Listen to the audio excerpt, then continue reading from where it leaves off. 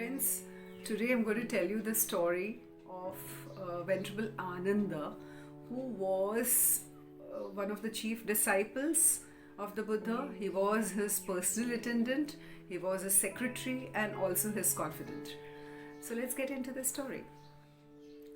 Venerable Ananda was at least 30 years younger than the Buddha, and he was his first cousin.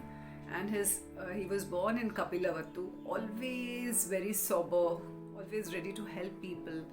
When Buddha first received his enlightenment and he came to Kapilavatthu, at that time Venerable Ananda listened to the Buddha and he immediately became a monk, and he decided to follow the Buddha and become part of his Sangha.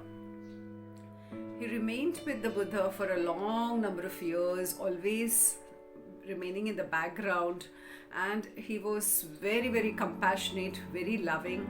And when the Buddha was 55 years of age, that is, he had already completed 20 years of his teaching experience, he was in desperate need of an attendant, a confidant, a person who would take care of his everyday needs so that he can concentrate more on his teaching. So he started spreading the word around to all his monks.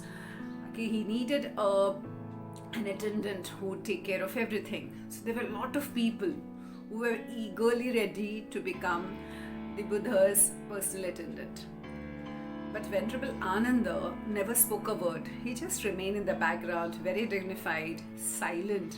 And then the Buddha said, "Let me choose one of y'all as my personal attendant," and he chose Venerable Ananda to become his confidant and his secretary. When Ananda came to know that the Buddha had selected him, he said, "I'm ready to be your attendant, but I have certain conditions based on which I would be very much happy to become your attendant." So Buddha asked him what. So he laid down 4 important conditions which were necessary for people to understand that he was not taking up this post for material gains. First was, he told the Buddha that I do not want to have special robes, special food which are being offered to you. I don't want any special accommodation, and I do not want to go anywhere where you're being invited to somebody's house for giving any discourse. The Buddha agreed to all these conditions. Then he said, there are 4 other conditions which I would want that it should be fulfilled before I become your personal attendant. So the Buddha asked him, what are those conditions? So he said, okay, whenever there is an invitation to me for delivering any Dhamma talk, I would want to give it to you for doing it. The second condition that he put was, if I have any doubt about any of the teachings, then that has to be resolved by you.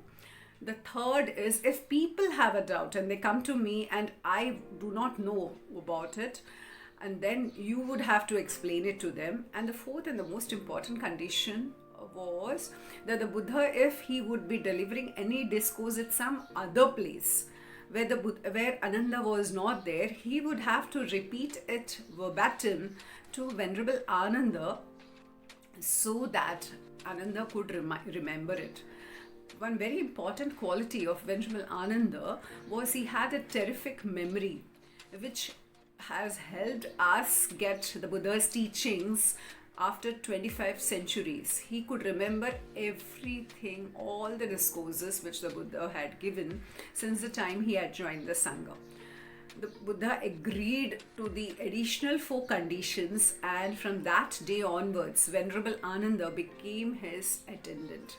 He would attend to the Buddha's every small need, including washing his robes, taking care of the robes, looking after the Buddha's meals, taking care of all the people, acting as a gatekeeper for the times when the Buddha was taking rest. He would not allow people to come inside.